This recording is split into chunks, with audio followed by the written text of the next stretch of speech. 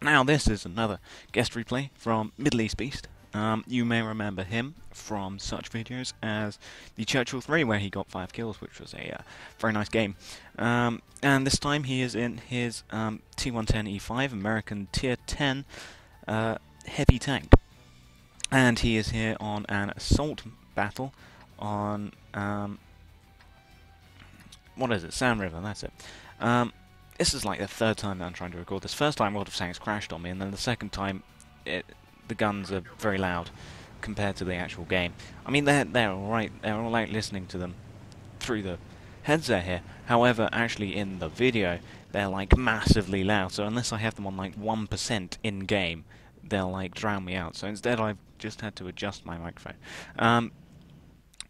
Okay, enough about that. So he is here in his T110 on the assault map version of Sand River, and he's going to go down into the riverbed. There's an AMX CDC, a Leopard 1, and an STB 1 over there. They will all come in very important in just a short while now. He's also coming down here with a T69 Tier 8 American medium tank. Rantel Borzig there as well, who's going to go up onto the ridgeline, I think. Yeah, off he goes. So there is the STB1, we have our first customer. So he is here supporting the T69.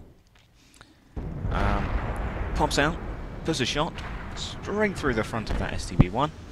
Gets spotted, so he has 6th sense. He's obviously very proficient in this tank. STB1 pops out, misses his shot. Middle East Beast is now reloaded. There's also the Leopard over there. Bounces a shot from the Leopard there. Very nice. As good as the Leopard's 105 gun is, it's not able to get through the front of a T110 apparently. So he puts a nice shot into the rear of that STB1. Leopard bounces again. STB1 taking a pounding, resists the temptation to turn around and shoot the STB1 because that would give the Leopard shots on him. So instead he puts a shot through the side of the Leopard's turret. Leopard not going to bounce anything. Bounces another shot from the Leopard here. STB1 has now been killed by a Pershing. And so now he can move up freely against this Leopard and not get shot in the rear from that STB1. Leopard bounces a shot on Middle East Beast. He puts a shot into the Leopard. RU-251 puts another shot, I think, through the Leopard as he drives past. But then Middle East Beast and the RU...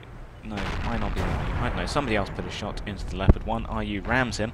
And then T69 finishes off the Leopard. The Lion takes a shot there, straight through the front plate from this 120mm American-made gun. Lion bounces off of our T110. And then Middle East Beast puts another nice shot straight through the front plate of the Lava. After all, this Lion is slightly outclassed. He is a Tier 8 heavy in a Tier 10 game. Middle East Beast puts another nice shot through the front plate of the Lion. The Lion then gets killed by the T69. So we have successfully cleared out the riverbed here. Jagdtiger gets spotted by the RU-251. The RU-251 gets very lucky this game. Middle East Beast pops out, narrowly misses taking a shot from that Jagdtiger as he backs up. That would not be a very nice thing to have happen to you. Jagdtiger says, "Screw you guys, I'm going home," from that to escape from that RU-251. RU-251 drives down to assault the Jagdtiger some more. Middle East Beast puts a nice shot into the Rantel Borzig, who was spotted on 500 health. Rantel has nothing to lose, tries to put a shot into Middle East Beast, but he's too slow, and Middle East Beast finishes him off. So there is his first kill. The Jagdtiger, I'm amazed, is still alive down there with that RU-251. He hasn't actually taken any damage, but the T69 is going to come and support that RU, so that Jagdtiger is not going to be alive for much longer. AMX CDC just finishes off the IS-3, spots a Death Star, puts a nice shot into the AT-15, who is a strong tank, but after all he's only a Tier 8 tank strong in a Tier 10 game. He bounces off of Middle East Beast. Middle East Beast puts a nice shot straight through the front of that AT-15A. Still only using AP. No, he does carry around 3 shots of heat. AT-15 bounces off Middle East Beast, and then he puts a shot straight through the machine gun turret. Very lucky to not take any damage there from that Jagdpanzer E100, who only blows off his track, instantly uses a repair kit, to get that back in action. Being very cautious with that Death Star and the Jagdpanzer E100. Jagdpanzer E100 is hull down, so he's not going to try and take a shot to try and penetrate that Jagdpanzer, because that's never going to happen. He's using the wreckage here of the dead Rom Tobolzig.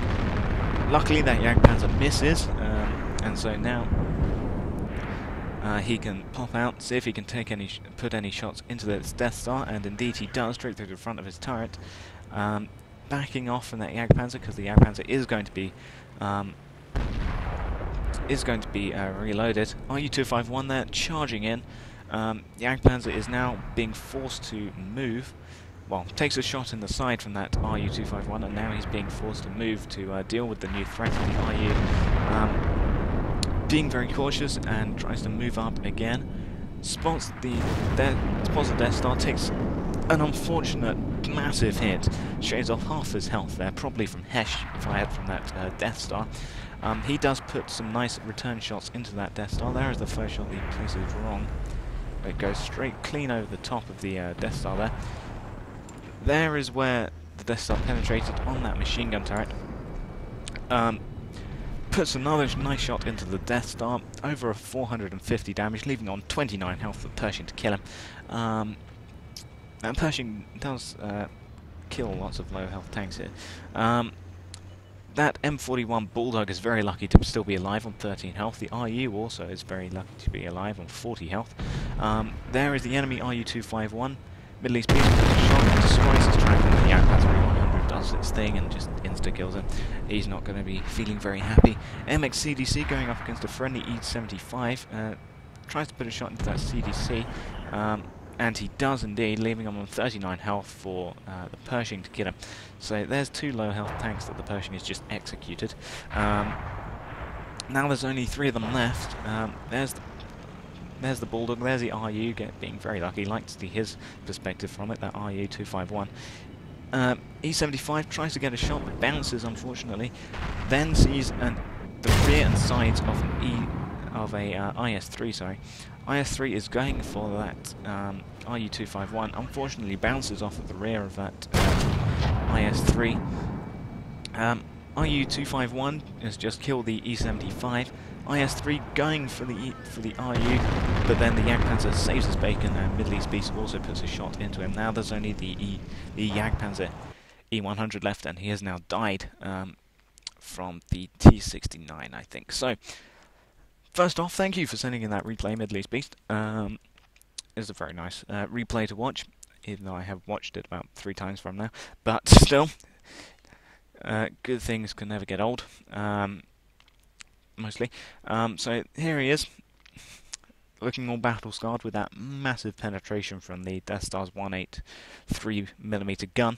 Now, the results for that game. He did only get 2 kills, but I'm sure that in a Tier 10 game that is completely admirable.